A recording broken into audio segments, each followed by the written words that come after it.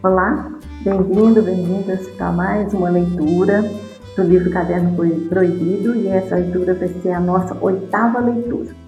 Eu vou usar um pouquinho aqui, vou ler 2 capítulos, eles são um pouquinho mais extensos, mas como esse livro ele não é um livro muito fininho, se a gente não adiantar um pouquinho o ritmo, eu acho que a gente só vai finalizar no ano que vem. Então, eu vou começar a fazer vídeos um pouco maiores, tá? Eu não gostaria de passar mais de 1 hora, né? Até para não ficar cansativo para vocês e nem para mim, né? Porque a voz vai começando a falhar. E a ideia é realmente a gente fazer uma leitura gostosa e fazer esses comentários de uma forma mais tranquila, mais calma, né? Então, hoje a gente vai entrar no dia 14 de janeiro e 15 de janeiro, em sequência, tá? E estão bem interessantes esses dois relatos dela, né, no seu diário. Então, vamos lá, vamos iniciar. Dia 14 de janeiro. Domingo de novo. Todos saíram logo depois do almoço. Michele foi ver o pai, queria que eu também fosse, mas respondi que tinha muita coisa a fazer e que mais tarde gostaria de descansar. Ele segurou meu queixo entre os dedos e perguntou: "O que você tem, mamãe? Muitas vezes até parece preferir ficar sozinha. Ricardo tem mesmo razão quando afirma que você mudou de uns tempos para cá." Respondi que sim, em certo sentido é verdade, mas justamente por causa dos meninos. Estou sempre preocupada com eles porque já não parecem os mesmos, já não se contentam com o que antes os deixava felizes. Aproveitei para contar que ontem Mirella insistiu em pedir um casaco novo. Dizia que, se quisermos, podemos comprá-lo, porque tanto o pai dela quanto eu recebemos uma gratificação de Natal. Tentei em vão fazê-la compreender que esse dinheiro já está destinado a outras despesas. Ela talvez pense que nosso desejo é guardá-lo para nós, ciumentamente enfiado numa gaveta. Michele observou que, afinal, se quiséssemos ficar com esse dinheiro, teríamos o direito de fazê-lo. É dinheiro nosso, ganho por nós. Você também poderia desejar um casaco novo, não acha, mamãe? Eu disse que havia feito essa observação a Mirella, mas que ela havia respondido que, para mim, aos 43 anos, um casaco novo já não tem muita importância. Michele sorriu e eu esperava que discordasse. Ele, porém, concluiu: "Pois é, talvez ela tenha razão." E saiu depois de me abraçar ternamente. Ainda não ousei contar a Michele o que aconteceu entre mim e Mirella na noite em que ela voltou tarde. Pelo contrário, de manhã eu disse que ela havia prometido não fazer mais isso. Queria poupá-lo da contínua ansiedade em que me encontro desde aquela noite. Além do mais, não tive coragem de lhe repetir a pérfida frase que ela me disse antes de se trancar no quarto: "Você está com ciúme." Temo que, assim como em relação ao casaco novo, ele possa observar sorrindo: "Talvez ela tenha razão." Mais tarde. Parei de escrever há pouco porque ouvi um ruído na porta e achei que alguém tinha enfiado a chave na fechadura. Apanhada de surpresa, não sabia onde guardar o caderno. Olhei ao redor, todos os móveis me pareciam de vidro, transparentes. Era como se ele fosse ficar visível em qualquer lugar onde eu o escondesse. Virava-me para um lado e outro com o caderno na mão. Afinal, compreendi que o ruído vinha do apartamento vizinho e, tranquilizada, sorri de meus temores. Antes de sentar de novo para escrever, passei a corrente na porta, pensando que sempre poderia dizer que o fiz por distração. Mas esse gesto, executado instintivamente, me espantou logo depois, pois me mostrou até que ponto eu, que sempre me considerei uma mulher franca e leal, já aceitei a possibilidade de mentir, até mesmo de preparar um álibi. Pensei em Mirella, que algumas noites antes havia mentido habilmente, afirmando ter marcado um encontro com Giovanna e quem sabe quantas outras vezes havia mentido. E pensei em Ricardo, que, para saber do pai um pouco mais de dinheiro, disse ter comprado um livro que, na verdade, não havia comprado. Perguntei-me de que modo Michele também mente, assim como eu minto para escrever o diário. Aos poucos, perdida nesses pensamentos, comecei a chorar. Estava sozinha na casa vazia, no silêncio dominical, e me parecia ter perdido para sempre todos aqueles que amo, se eles, na realidade, forem diferentes de como eu sempre os imaginei. Se, sobretudo, eu mesma for diferente de como eles me imaginam. Até agora, sempre pensei que nós quatro, Michele, Mirella, Ricardo e eu, éramos uma família unida, serena. Ainda vivemos na mesma casa onde Michele e eu, recém-casados, viemos morar. Ficou apertada demais para dar um quarto a Mirella, tivemos de renunciar à sala de estar. Os cômodos são muito pequenos, mas talvez por isso mesmo eu achava que nos abraçavam melhor, nos acolhiam sob a mesma asa. Também sempre pensei que, sob muitos aspectos, os mais importantes na nossa família era mais afortunada do que as outras. Michele e eu nunca nos desentendemos seriamente em tantos anos. Ele sempre trabalhou, eu consegui trabalho quando quis, os meninos são saudáveis. Talvez quisesse contar justamente a serena história de nossa família neste caderno. Talvez tenha sido justamente esse o motivo que me levou a comprá-lo. Seria agradável relê-lo quando os meninos casassem e ficássemos sozinhos, Michele e eu. Então eu poderia mostrar o caderno a Michele com orgulho, como se, sem que ele soubesse, eu tivesse acumulado um patrimônio para a nossa velhice. Seria bonito. Em vez disso, a partir do momento em que comecei a escrever, já não me parece mais que todas as coisas que acontecem em nossa casa sejam dignas de se recordar. Talvez eu tenha começado tarde demais a manter um diário. Deveria ter escrito sobre Ricardo e Mirella quando eram crianças. Hoje, embora ainda não os considere como tais, eles já são adultos. Têm todas as fraquezas dos adultos e talvez já tenham todos os pecados.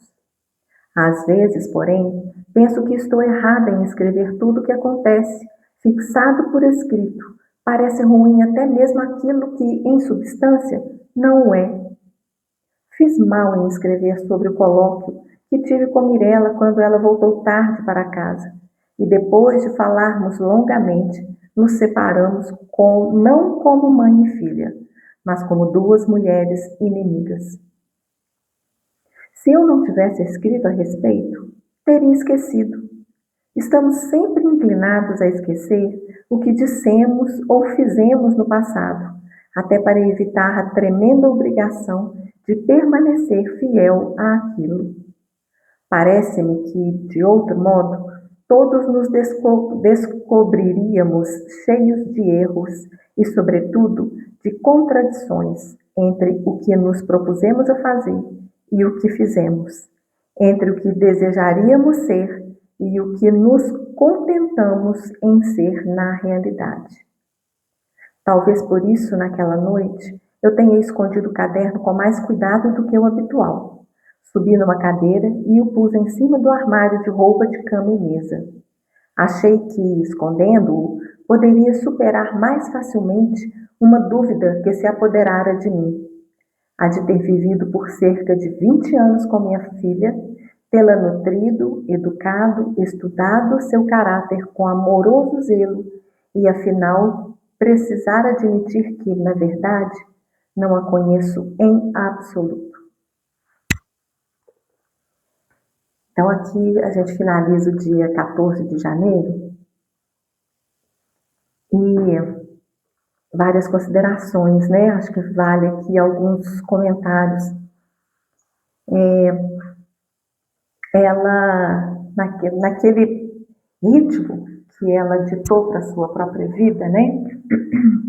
Ela já começa já relatando que é domingo de novo, né? Então, assim, a semana passou voando e ela, né, ficou naquele ritmo louco dela, e já era domingo de novo, e que ela não quis sair com o restante da família porque ela tinha muita coisa a fazer. Então, ela não descansava nem no domingo.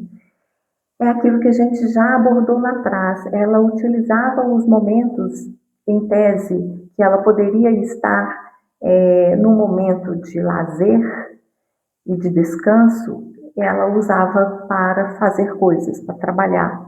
Dia de folga do escritório, ela usava para ir ao escritório e colocar alguns serviços atrasados em dia. Em casa, ela não se permitia ter momentos, né, de lazer, de coisas, de fazer coisas que ela realmente gostava, e aí arrumava serviço de casa para fazer. Então, ela funciona, né, dentro de um padrão que eu acho que hoje em dia muitos de nós aqui vivemos também. Acho que isso não mudou muito não, da década de 50 para cá. E olha que na década de 50, acho que talvez o ritmo fosse um pouco mais lento do que o ritmo hoje, né? Porque eu acho que o nosso ritmo hoje está quase que insano. Com esse tanto de informação, com a gente precisando assim viver a cada segundo, produzir, competir. Então, acho que hoje em dia realmente está bem pesado também, né? Acho que talvez tenha até piorado, não sei. Mas enfim, vamos lá. E aí, quando o Michele, ele fala, né, que o Ricardo já tinha observado que ela tinha mudado, que ele pergunta, né, o que que ela tem, e ela dá uma desculpa, falando que é por causa dos filhos, mas na verdade é por causa do caderno, porque o caderno está trazendo a oportunidade para que ela possa ver o mundo como ele é, a família como ela é, e ela como ela é, mesmo com tantos conflitos, mesmo com tanta dificuldade que ela tem de admitir certas coisas, mas esse caderno está dando essa oportunidade para ela de trazer coisas que estavam ali, né, dentro de um baú, dentro da psique, que ela queria manter ele com a tampa fechada e trancada com o diabo. Então, com certeza, isso está fazendo com que ela mude. E quando ela comenta sobre o casaco novo, que a Mirella ficou pedindo um casaco novo, e o Michele faz, né, a observação de que eles têm o direito de não dar esse casaco para ele, de guardar o dinheiro e usar da forma como eles querem, e ele tem razão, né, total razão sobre isso. Ela E aí, né, logo que a Mirella, ela é danada, né? Ela fala realmente assim, ela fala o que ela pensa e ela não está muito preocupada se a mãe, né, vai ficar chateada ou não. Ela simplesmente pega e fala, com todas as letras. E quando ela fala que a mãe não precisa de um casaco novo, porque afinal de contas ela já está com 43 anos, e 43 anos naquela época era uma pessoa que talvez a gente possa considerar hoje com 60, não sei. Mas hoje uma pessoa de 60 ainda tem muita energia e muita coisa a ser vivida e quer viver muito ainda, fazer muitas coisas, olha para si, quer se sentir bem, quer se sentir bonita. E a Mirella simplesmente fala que a mãe não precisa disso mais. Ou seja, ela está velha, já está acabada, já tem marido, né? Mal e porcamente, assim, ela gostando ou não, mas ela não precisa se preocupar com isso. Então ela não precisa de um casaco novo simplesmente para fazer vista e conquistar outras pessoas. Mas assim, gente, isso é muito, essa visão é muito, não vou falar que chega a ser cruel, né? Mas é uma visão assim doída, porque ela realmente ela coloca a mãe, né, numa posição que é uma pessoa que não tem mais ambições, ela não tem vaidades, ela né? Uma pessoa que não precisa mais disso, assim, que já está quase que no final da vida, então, assim, é se entregar. Nossa, é colocar realmente a pessoa num lugar que quase que enterrando a pessoa viva. E a gente, né, pelo que a gente tem lido aqui, a Valéria ela tem uma responsabilidade sobre isso, porque ela tem, né, sempre teve um excesso de controle, né, um excesso de rigidez com relação às coisas dela. Ela sempre teve um olhar sempre para o outro e ela não se valorizava, ela não se olhava, ela não se permitia ter essas vaidades. Ela preferia comprar algo, né, para a filha, para o marido ou para o filho, do que para ela própria. Então, assim, isso foi construído e, obviamente, que os filhos dela foram construindo essa imagem da mãe.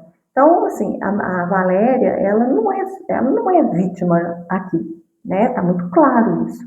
Ela não é vítima, mas porque ela também ajudou, ela tem a sua responsabilidade nesse processo. Mas isso também, a Mirella também, né, ela tem uma visão, assim, meio, acho que talvez, eu não sei se é superficial da mãe ou até com relação ao que ela se vê como valor, né, a própria Mirella, ela, na conversa que ela teve, né, que a gente leu aqui na leitura passada, ela fala que ela quer ter uma vida boa, ela quer ser rica, então ela quer aproveitar, a saída dela é o casamento e ela precisa aproveitar a juventude dela, então ela tem que ser vista, ela tem que estar bonita para ela conquistar o homem que vai fazer com que ela tenha uma vida confortável. Então, isso é que é valor. Então, quando os valores das duas são bem diferentes, então, realmente vai dar conflito né, e aí vai ter situações assim em que realmente a Valéria vai se sentir, vai ficar chateada, né? Óbvio, a gente fica chateada só de ouvir a Mirella falar aqui, dá uma coisa, um aperto no coração, né? Assim, a gente se colocando no lugar da Valéria, não tirando, obviamente, a responsabilidade dela na construção dessa imagem junto à família. E então, assim, ela finaliza isso, né? Essa fala dela antes dela continuar mais tarde a escrever, né? Que aí provavelmente já era mais à noite. Que ela não comenta sobre essa conversa que ela teve com a filha, exatamente porque ela esperava, né, quando a Mirella comenta essa questão da idade dela e que ela não precisava do casaco novo, ela fica esperando do Michele uma postura oposta, né, que ele reagisse e discordasse da filha, e na verdade ele meio que concorda, né? Talvez ela tenha razão. Então, assim, é construção, né? A própria Valéria já construiu essa imagem e o Michele, pelo que a gente já viu aqui, sob a ótica da Valéria, ele também tem uma postura um pouco conformista diante da vida, né? E ele está, até o momento, ele está assim também, né? Não quer fazer movimentos, não tem grandes ambições, fica vivendo aquela vidinha de sempre, né? Sem muitas emoções, sem fazer nada diferente. E assim os dois vão levando. Então, obviamente que ele meio que concorda com isso, né? Porque ele acha que é isso mesmo, tá certo.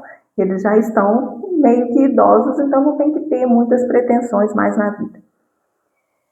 É triste, né? Assim, pensar que a pessoa chega, né, assim, nesse ponto. Eu acho assim, óbvio, né, a gente sabe que o contexto é diferente do contexto de hoje, mas hoje a gente também vê pessoas muito acomodadas que chegam numa determinada fase da vida e falam que lá chega, né, não quer mais, que é tipo assim, botar o chinelinho e ficar, né, ali, só vendo televisão, né, vai ali, come alguma coisinha, volta, vê mais televisão, faz uma caminhadinha ali em volta da roupa, vê o movimento e volta, né? Umas coisas assim. E tem gente assim, em situações realmente bem mais complicadas. As pessoas, né, dependendo, elas realmente, a gente vê pessoas que se entregam e que cansam de lutar, cansam de continuar vivendo, né? E só vive no modo sobrevivência. Acontece. Então, assim, quando ela finaliza esse relato dela, ela fala que ela não, que ela quis poupar o Michele, né, de ficar ansioso com aquela conversa entre ela e a Mirella, mas também ela fica com receio, né, de que ele concorde com a fala da Mirella, que a Valéria está com ciúme da filha. Então é melhor ficar, né, já que ele concordou com relação à idade, então ela não quer arriscar de forma que ele concorde também com essa questão do ciúme. Então, assim, ela está entrando em contato com coisas que realmente, assim, ela ainda não tinha acessado. E é difícil, é dolorido, né, para ela ir descobrindo algumas coisas. A Mirella é gatilho para ela de muitas projeções. E lidar com essas projeções, que são exatamente aquelas coisas que ficam escondidas, é bem desafiador, é difícil. O conflito, ele realmente ele é grande. Então, assim, o baú que ela queria manter fechado, ele está começando a abrir, né? O cadeado já foi para o espaço e a tampinha já está realmente começando a abrir. Quando ela começa a falar, né, nesse mais tarde, que ela fica ali, né, desesperada lá por conta do caderno, ela ainda, né, tem muito receio desse caderno, e ela começou, né, a perceber que ela agora, coisa que ela não fazia antes, né, que ela sempre se considerou uma pessoa franca e leal, agora ela está mentindo, ela está criando álibis para poder escrever no caderno. E isso para ela é algo assim, inusitadíssimo, porque, né, a gente vê todo o conflito dela para manter esse caderno e escrever escondido. Isso para ela é algo assim, que seria inconcebível. Então ela está entrando em contato assim, com uma vontade interna que ela quase não consegue controlar, que é a vontade de escrever, porque é isso, né? A alma dela está pedindo para ela e soltando essas coisas, né? E ela entrando ali naquela dificuldade de não querer revelar, porque são coisas muito íntimas que ela não queria admitir nem para ela própria. E aí, quando ela se vê sozinha em casa, né, pensando em tudo isso, né, que ela já está fazendo coisas que ela nem imaginava que faria algum dia, vendo que ela está mudando algumas coisas que ela está entrando em conflito, ela começa a chorar. Realmente é uma dor muito grande para ela admitir essas mudanças. Ela fala, estava sozinha na casa vazia. Então, assim, ela se sentiu só naquele momento, porque ela percebeu, né, que, acredito eu, ela percebeu que ela já não é mais aquela pessoa que ela era. Então, ela como é o patinho feio, né? Ela está se sentindo um pouco patinho feio nessa família aí, porque ela está começando a ter alguns pensamentos que não condizem com o funcionamento e o pensamento familiar. E aí ela se sente só, com certeza ela vai se sentir só. A gente se sente muito só quando a gente entra nesse processo de se voltar para dentro e começar a descobrir algumas coisas, porque os nossos comportamentos certamente vão mudar. E dentro daquele grupo ao qual a gente pertence, a gente vai ficar meio, às vezes, deslocado, porque nós vamos começar a nos diferenciar em algumas coisas. E esse sentimento de solidão, ele acontece. E realmente é doído. Para ela, então, que sempre acreditou que tinha a família perfeita, como ela fala logo em seguida, que ela imaginou que eles quatro eram uma família unida e serena, e ela está vendo agora que a família dela né, essa imagem que ela construiu da família dela está caindo por terra, isso está provocando uma dor muito grande, né, na sua alma, né, no seu coração, porque é o palácio que começa a ruir, né? Então, isso realmente está provocando nela uma dor muito grande. E ela, né, fica colocando a culpa, né, no escrever, porque se ela não tivesse escrito as coisas, né, não estivesse escrevendo tudo isso que ela está sentindo, ela admite que ela teria esquecido, que foi isso que ela fez a vida inteira. As coisas aconteciam, certamente, só que, como ela não registrava e ela queria manter aquela imagem perfeita, né, aquele castelo todo lindo, maravilhoso, que ela construiu na mente dela, que simboliza a família, então sem registro, esquece. E é isso mesmo. Só que agora, como ela está registrando, ela não consegue esquecer, porque isso está gravado, veio para a consciência e ela ainda fez o movimento de escrever. E a gente sabe que quando a gente escreve, realmente é a hora que a gente fixa, que a gente elabora, né, que a gente coloca em palavras aquilo que às vezes está tudo misturado na mente. E aí ela está fazendo esse exercício e por isso que ela está tendo essa reviravolta alucinante na vida dela. E ao mesmo tempo, né, novamente, o conflito, porque ela preferia esquecer tudo, porque ela não ia sentir essa dor, né, que é o que muitas vezes a gente faz hoje.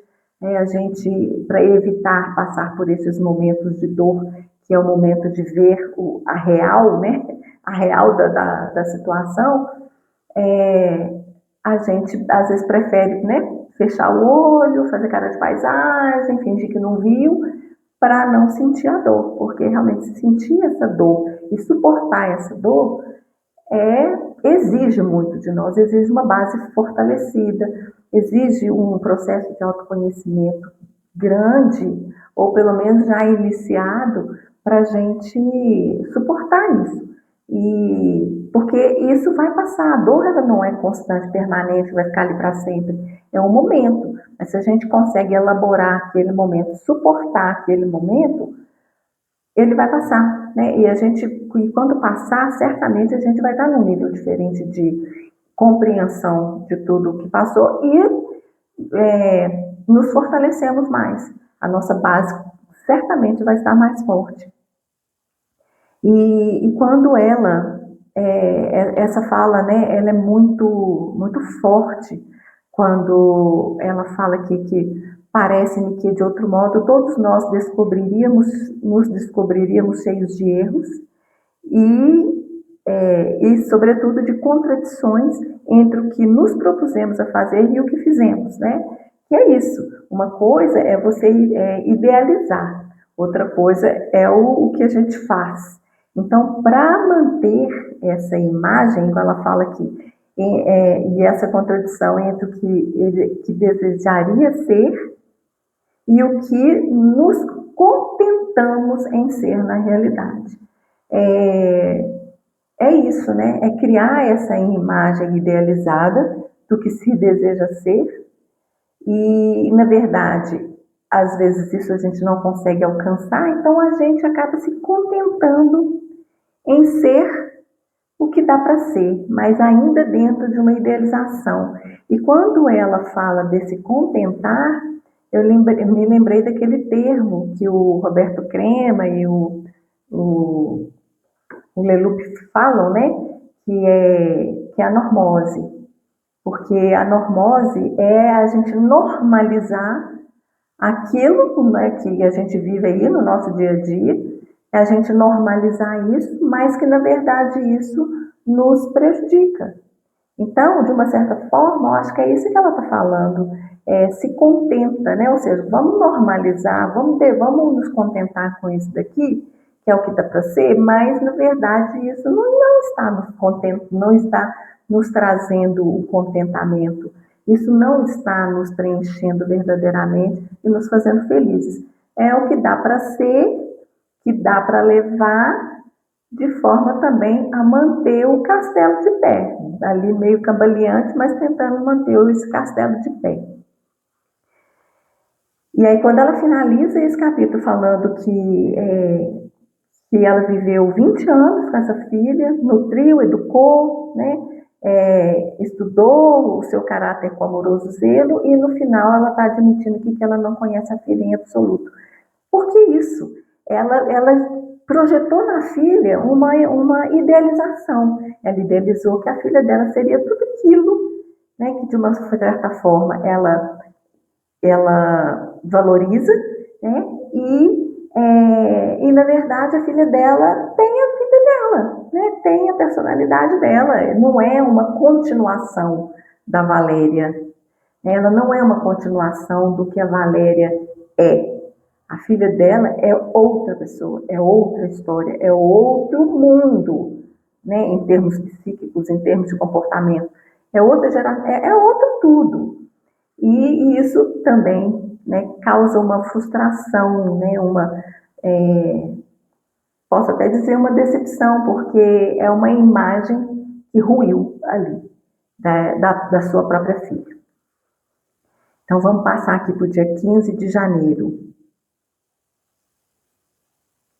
Ontem, depois de ter escrito, fui ver minha mãe, negligenciando tudo o que deveria fazer em casa.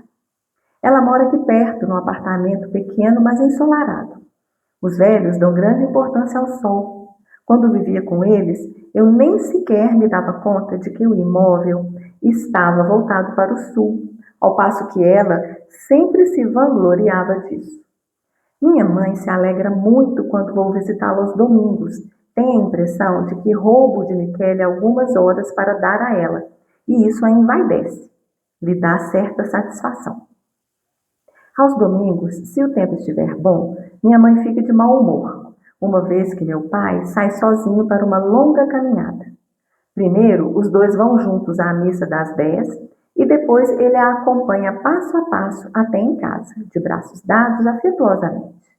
Mas, uma vez no portão, ele se despede e logo se afasta, enquanto, parada na calçada, minha mãe o segue com um olhar sombrio. Sem voltar-se para trás a fim de saudá-la, meu pai caminha desenvolto, como se quisesse, com seu ritmo, demonstrar ser muito mais jovem do que ela, embora tenham a mesma idade, 72 anos. Mal se apoia a bengala de castão de marfim e em seguida ergue-a com um gesto elástico, tal como era moda em seu tempo.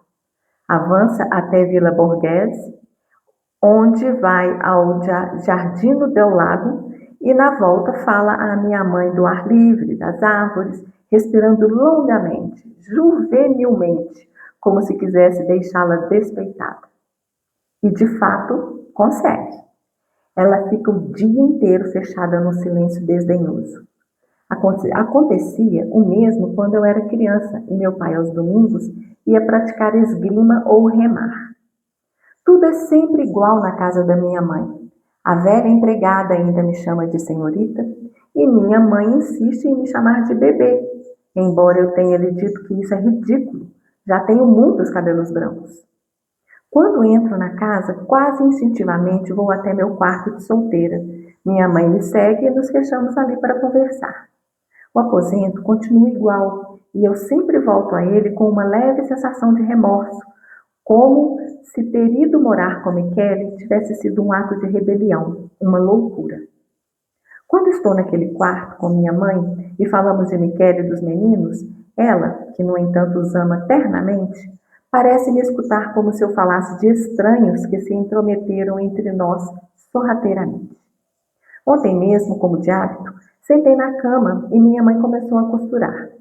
Eu gostaria de falar do que havia acontecido com Mirella, mas achei que seria como contar-lhe coisas que também poderiam ter sido ditas entre nós, quando eu tinha a idade de Mirella, e que ambas havíamos preferido ignorar.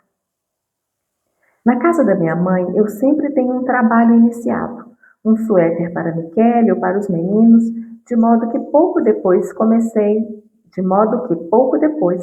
a tricotar. Enquanto isso, dizia: estou cansada. Hoje de manhã arrumei a casa toda, fiz as compras de mantimentos. Não achei nenhuma verdura no mercado que fosse comível. Estavam todas queimadas de frio. Eles têm vagens bonitas, mas custam 320 liras o quilo. Minha mãe assentia sem me olhar. Pois é. Ontem, seu pai, quando voltou para casa, me perguntou por que eu nunca compro alcachofras. Eu disse que está custando 75 liras a unidade. Respondi: ainda está muito frio para alcachofras. E ela: seu pai saiu sem cachecol esta manhã. Imagine, foi até o píncio assim. Ele ainda acredita ser um rapaz. Vai pegar um resfriado. Já não se pode nem ficar doente, comentei. E ela concluiu: ninguém aguenta mais. Então levantei os olhos para fitá-la. Minha mãe é uma velha senhora alta e grisalha, no modo de pentear os cabelos que ela voluma com enchimentos, segundo a moda dos primeiros anos do século XX. Ainda se percebe um toque de coquetismo. É uma velha senhora daquelas que dificilmente encontramos hoje. Eu sempre digo que não serei igual a ela quando tiver sua idade. Pertenço a uma geração que não se envergonha de mostrar o próprio cansaço. Ela, contudo, parece não se conceder jamais um instante de desleixo. De manhã já está toda vestida, pronta como se fosse sair, arrumada, luminosa, branca de talco, o magro pescoço apertado numa alta fita de gorgorão de seda. Ontem fiquei olhando-a enquanto fazia meu trabalho encurvada, meio encolhida na cama. Ela se sentava ereta numa cadeira dura, sempre diz que não gosta de poltronas. Afirma que convidam ao ócio e até à melancolia. Servia umas meias velhas do meu pai, meias que na realidade já deveriam ter sido jogadas no saco de trapos. Servia com um gesto elegante, como quando jovem fazia renda renascença. Ao se sentir observada, ergueu os olhos e encontrou os meus. Me fitou por um instante, mantendo a agulha no ar, a linha esticada, e depois, baixando de novo a vista para o trabalho, disse: acho mesmo que você deveria ter uma moça para ajudá-la nas tarefas. Murmurei: sim, tem razão. Se em fevereiro Michele receber o aumento que lhe é devido, vou pensar. Os assuntos das conversas entre nós duas jamais foram além das coisas materiais, coisas distantes daquilo que realmente nos importa. Ela sempre foi fria comigo, mas quando eu era criança, era raro ela me abraçar, e quando o fazia, era de um jeito que me intimidava ainda mais. Bem cedo me mandou para o colégio. Sempre acreditei que sua atitude se atribuísse a uma reserva habitual na família aristocrática à qual ela pertencia. De fato, ela sempre se dirigia à sua mãe tratando-a por senhora. Eu pretendia educar minha filha de maneira muito diferente, ser sua amiga, sua confidente mais íntima. Não consegui. E me pergunto se é possível ter êxito em semelhante empreitada. Ontem, porém, falando com minha mãe de coisas materiais, do mercado, das tarefas diárias, percebi que, por meio daquela linguagem convencional, a vida inteira falamos de tudo o que nos acontecia, no mais íntimo, sem confessá-lo abertamente, mas com aquele entendimento que só pode existir entre mãe e filha. Ontem, por exemplo, senti que aludíamos a algo diferente quando dizíamos que não era possível aguentar mais aquele preço das alcachofras.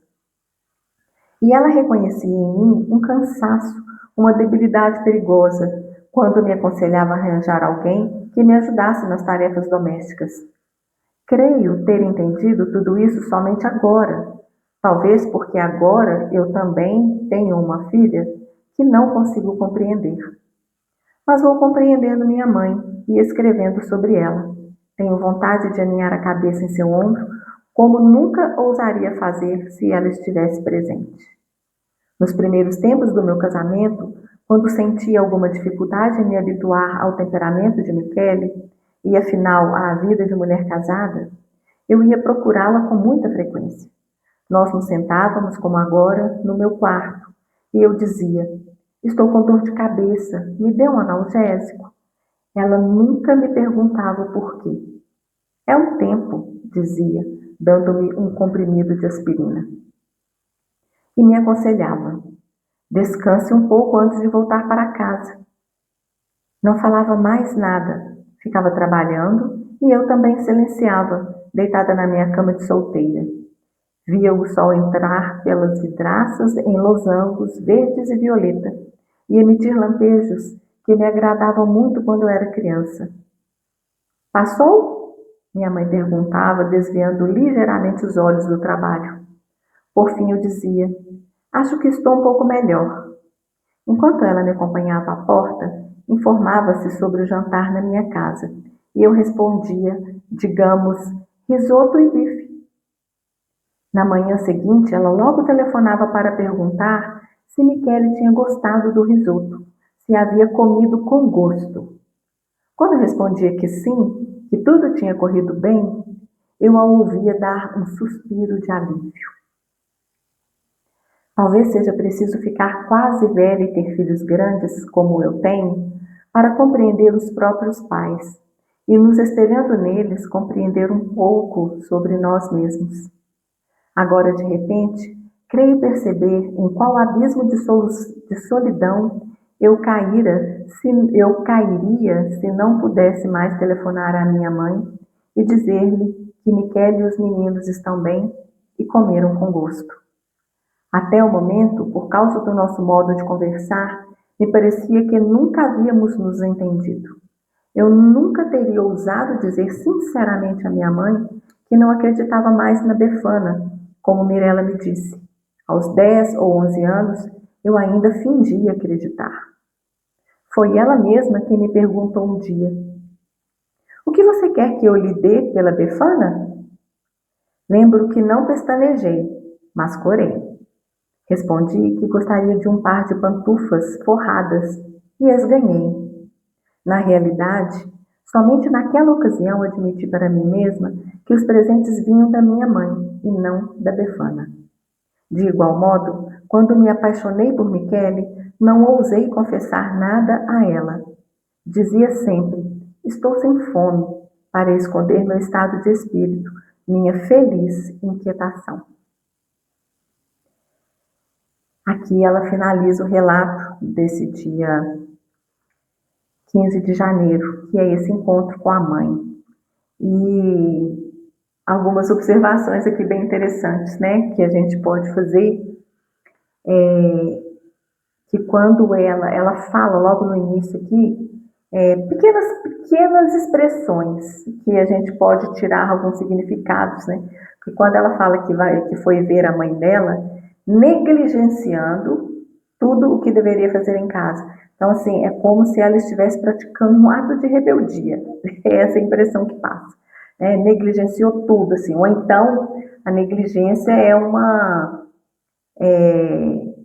desatenção, né? Então, assim, é como se fosse um ato de rebeldia, mas também ela se colocando numa posição aí um pouco de culpa, né? Por não ter feito as tarefas que ela deveria fazer. Então, ela negligenciou, ela não teve atenção a isso e foi visitar a mãe. E é interessante quando ela começa a falar da mãe, né? Porque aí, da mesma forma quando ela fala de Michele, agora ela fala sobre o seu próprio olhar da mãe.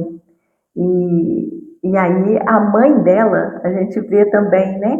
Os valores, como que ela construiu, porque ela vinha de uma família aristocrática, então imagina como que era esse conservadorismo e a rigidez dessa mãe, né, para com a Valéria e no entendimento da vida. Então, quando a filha vai visitá-la, ela fica toda envaidecida, que é como se ela estivesse assim, roubando, né, a filha do Michele, por algum, tipo assim, a atenção que ela dá a mãe naquele momento foram horas roubadas do próprio Michele. E interessante quando ela fala que ela fica de mau humor quando tem sol, porque o marido vai, né, ele vai passear, Ele, tipo assim, ele cumpre a tarefa dele junto à esposa de ir à missa, mas depois, ó, tchau, vou curtir agora o meu passeio solo, né? Então, assim, como que era diferente, né, a posição da mulher e a posição do homem na sociedade. Ele deixa ela em casa e aí ele vai curtir, ele vai, né, vai visitar, encontrar com os amigos, né, ele vai fazer o passeiozinho dele lá. E assim, a esposa fica em casa, porque agora é o meu momento. E não é o que acontece, né, com as mulheres que a gente vê, né? Ou o marido já vai buscar, ou aquela coisa toda, né, com o encontro das amigas dela. É, mas a Valéria até que ela tinha uma certa liberdade, como ela fala, né, naquele capítulo que a gente leu, quando ela fala, quando ela está com as amigas. Mas mesmo assim, ainda existe um controlezinho, né? Assim, talvez não da Valéria de uma geração diferente, como ela mesma fala, mas a mãe, a geração da mãe é uma geração ainda mais conservadora. Então, quando ela relata isso, né, ela, de uma certa forma, ela deve estar começando a enxergar essas coisas. E mais uma vez, ela, para a mãe, ela ainda não é a Valéria, é uma bebê, gente, ainda é bebê, né? Imagina, nem cresceu. Pelo menos na casa dela já é mamãe, ou seja, já é uma adulta, né? Meio sem identidade, mas é uma adulta. E para a mãe é essa coisa do bebê, né? Então, assim, ela continua não sendo a Valéria, né? Para os próprios pais.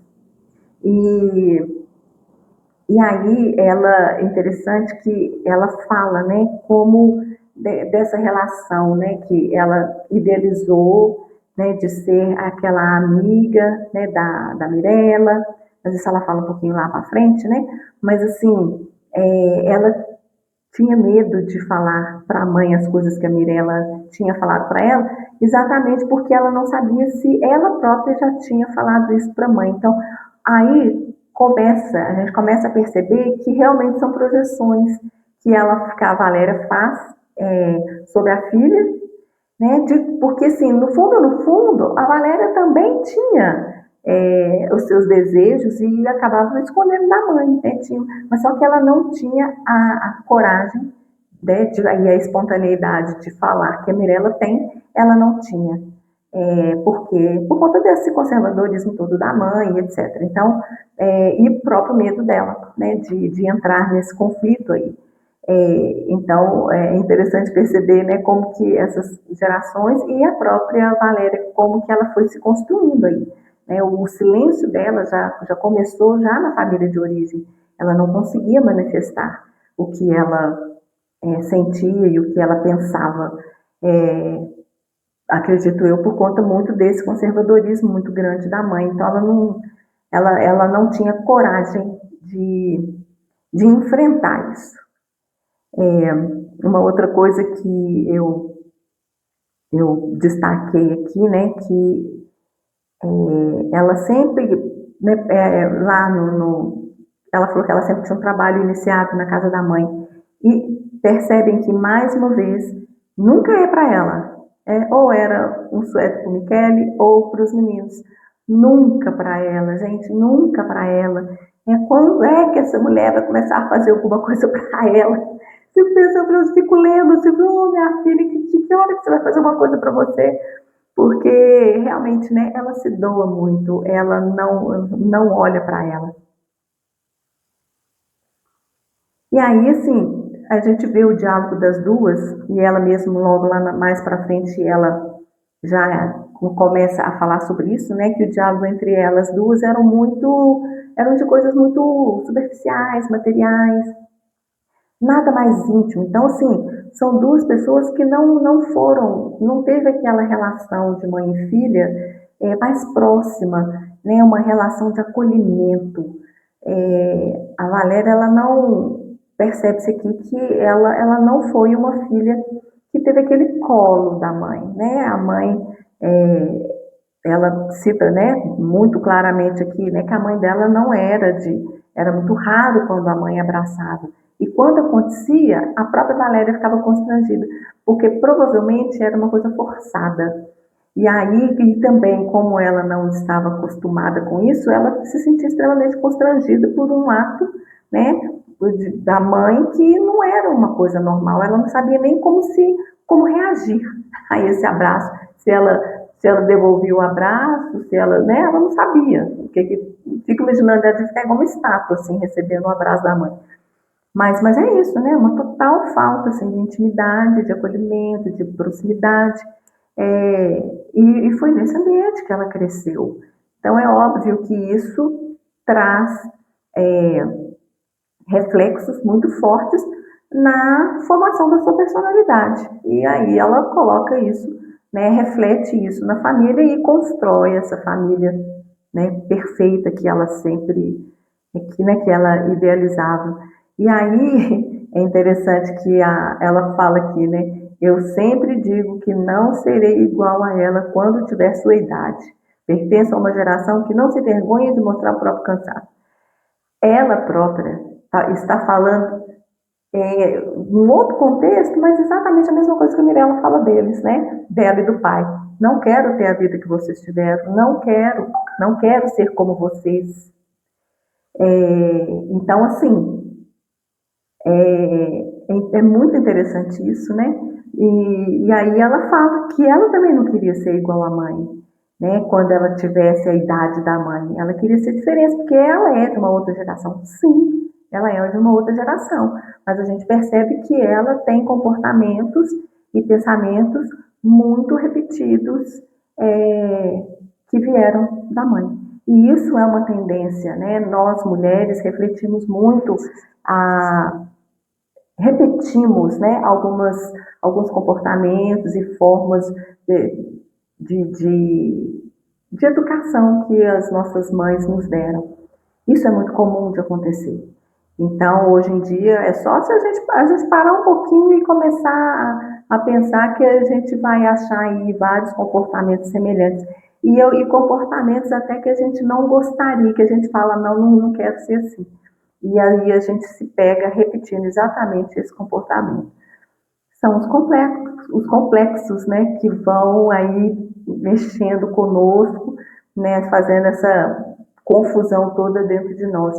Mas não só os complexos, né, gente? Mas assim, essa relação entre mãe e filha, ela realmente é uma relação, porque é muito próximo, né? Afinal de contas, a gente saiu do útero dela. A relação entre mãe e filha é uma relação extremamente forte. E isso aí, né? Pode entrar em competições, em ciúmes, quando é uma relação que tem um complexo negativo aí. Mas tem os positivos, né? E que devem ser alimentados, obviamente, de forma que a relação fique cada vez melhor, né? E que a gente possa também refletir isso, né, ao nosso redor, principalmente com a, a nossa família. E mais para frente, né, ela fala da Mirella, que ela queria, né, tentou construir uma relação assim mais próxima, mais confidente, mais íntima, né, que assim essa coisa de chamar de senhora, né, e na verdade ela não conseguiu isso com a Mirella. Então, assim, a gente percebe que, de uma certa forma, ela, por mais que ela tentasse, né, a Mirella é outra história, né? A Mirella não é uma continuação dela e ela idealizou uma relação e, na verdade, ela não viu essa relação acontecer. Então, assim, foi se frustrando, né? Ela foi se frustrando cada vez mais, porque os valores realmente são muito diferentes da mãe, né? A avó, aí, no caso, a mãe da Mirella, né? A mãe da Valéria, a Valéria e a Mirella. São pessoas com valores diferentes. Valéria e a mãe dela um pouco mais parecidos, mas né, já com algumas mudanças aí, mas ainda mantendo um conservadorismo e essa ideia da idealização da família perfeita, né? Então, assim, à medida que a Valéria ela vai se conhecendo, ela também começa a conhecer um pouquinho mais a sua mãe, né? Ela fala aqui mais para frente, porque aí ela já consegue entender, compreender um pouco mais, né? Assim, o que a mãe vive, um pouco mais da realidade da mãe, mas por que ela consegue ter essa visão? Porque ela está conseguindo ter essa visão dela própria, né? Ela está registrando, não está sendo esquecido, ela não está passando por cima mais dos acontecimentos ao redor dela. E quando a gente se conhece, a gente começa a se conhecer mais, é, a descortinar algumas coisas, a gente começa também a entender o outro, né? A gente consegue ter um olhar diferente do outro, entender que o outro também tem as suas dores, que o outro também tem os seus próprios conflitos, né? Que o outro tem a sua própria história que foi construída em caminhos assim que a gente desconhece. Né? A própria Valéria, talvez ela não saiba que a história da mãe lá na infância, de como foi essa construção de viver numa família extremamente conservadora, né, de uma classe social mais alta, aristocrática, então cheia daquelas, né, daqueles comportamentos extremamente rígidos, e ela não sabe se como que a mãe dela agiu, o que a mãe dela pensava, o que a mãe dela sentia. Né? O que ela tem é o retrato da mãe dela e a visão que ela tem da própria mãe. Então, assim, como ela agora está começando a entender e a trazer à tona algumas coisas que ela antes não tinha entrado em contato, ela está tendo um novo olhar para a sua própria mãe. E isso é muito positivo, porque a tendência aqui, né, eu não sei lá para frente o que vai acontecer, mas assim, a tendência quando a gente começa a ter esse tipo de olhar diferenciado para o outro, a gente começa a sair do julgamento. Então a gente para de fazer julgamentos com relação à atitude do outro, porque a gente não sabe o que o outro trilhou, né? Qual foi o caminho que o outro trilhou, quais as pedras que ele teve que superar, que teve que transpor, né, no seu caminho, para que aquela pessoa seja como ela é hoje. Então, assim, isso é muito importante e é algo que a gente acho que tem que trazer para nós hoje, assim, né, como uma forma mesmo de a gente se relacionar, né, com a outra pessoa.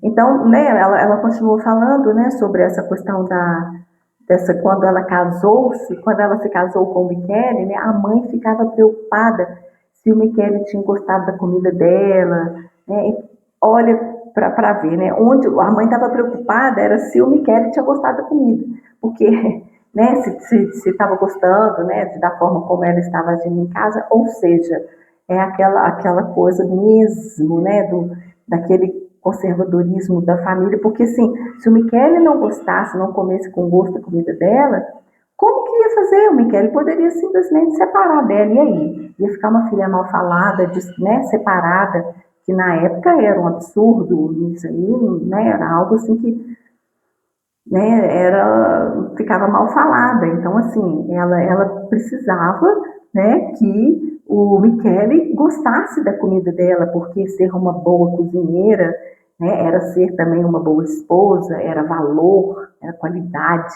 né, costurar bem, cozinhar bem. Então, onde ela foi se formando aí nessa família, né? A cozinheira, a costureira, a arrumadeira, e porque isso eram os valores que a mãe dela passou para ela, principalmente no início do casamento ali, né, de forma que para ela manter o casamento. Então, assim, a mãe suspirava de alívio quando ela falava que ele comia bem. Olha, né, para a gente ver aí, né, como que o pensamento, né, da época era assim.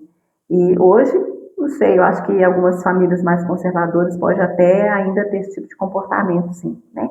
Mas isso, acho que, pelo menos dentro das minhas relações, eu acho que isso aí já não é muito frequente mais. Então, assim, ela né, já finalizando aqui, o que a gente pode, acho que, né, tirar muito daqui, né, que ela falou para compreender os próprios pais, e nos espelhando neles, compreender um pouco de nós mesmos, né? Então, quando ela fala que às vezes é preciso ficar quase velha e ter filhos grandes para entender, né? Os pais, como a gente, né? Ela, por exemplo, ela se espelhando, né? Nos pais e principalmente na mãe dela, porque hoje ela está numa fase aí ficando quase velha, né? E já com os filhos adultos, então ela já começa a entender um pouco mais, que é o que a gente falou antes. Mas isso também tem um processo dela. Eu acho que não é só simplesmente ficar mais velha e ter filhos adultos. Vai compreender? Sim, vai compreender algumas coisas, mas principalmente porque ela está se abrindo para compreender ela própria. E aí ela muda o olhar, né, que ela tem da mãe dela e da própria relação dela com o pai. Né? Então, assim, ela chega, né, a essa conclusão aí, né, que ela é uma falta de diálogo que havia entre as duas, é uma relação assim, mais superficial mesmo, que era, e principalmente, né, educar a filha para ser uma mulher decente, né, e uma mulher bem casada. Basicamente, era isso, né, que uma mãe, talvez, não sei se todas as mães, mas isso era muito comum, e a mãe da Mirella, desculpa, a mãe da Valéria, de uma certa forma, ela fez isso, né? Tanto quando ela fala aqui da Befana, né, porque a Valéria tentou manter essa coisa da Befana até onde ela pôde, né? Mas a Mirella já logo cedo já descartou esse negócio, falando que era tudo mentira. E ela fingia, né? Ela fingia para a mãe que acreditava, para não contrariar a mãe. E a mãe meio que não estava nem aí, né? Tanto que a própria mãe é que de uma certa forma, tira essa fantasia dela. Ela não está preocupada em manter esse imaginário da Valéria. Ela mesma já tira esse negócio para lá, tipo assim, o que você quer que eu te dou aí pela Befana, né? Então, assim, uma relação bem com pouca amorosidade, não vou falar amorosidade, mas com pouco afeto, né? Com pouco acolhimento. Era uma coisa bem, assim, havia uma distância entre as duas, né, bem grande. E ainda, mesmo que a Valéria tenha esse cuidado de ir lá visitá-la, a gente percebe aqui claramente que a conversa ainda fica muito na superficialidade. Né? Mesmo a mãe falando que ela acha que ela deveria ter alguém para ajudá-la, né? E a Valéria acha assim o máximo, né? O fato dela poder falar para a mãe dela assim, tipo, eu estou cansada, porque a mãe jamais admitiria uma coisa dessa. E ela acha isso um espetáculo, ou seja, uma evolução em termos de geração dela admitir o seu próprio cansaço. Então, assim, é interessante, né? Porque isso é como se ela estivesse se mostrando para a mãe: olha, mãe, eu sou de outra geração. Você não admitiu cansaço, você estava sempre pronta, bonita ali, toda arrumada. E eu não, eu admito que eu estou cansada. Mas ela é como se quase em forma de rebeldia, né? Aí, de uma geração e outra, meio que o que a Mirella está fazendo com ela. Só que admitir o próprio cansaço, ela admite o próprio cansaço, mas ela não faz nenhum movimento para que esse cansaço possa ser realmente visto e resolvido de alguma forma. Então, assim, mas isso aí é assunto mais para frente, né? A gente fica por aqui, são 2 capítulos mais extensos, né? Então, a nossa 9ª leitura vai se iniciar no dia 17 de janeiro. Então, muito obrigada mais uma vez e a gente se encontra aí para a 8ª leitura do livro comentada do livro Caderno Proibido. Até mais!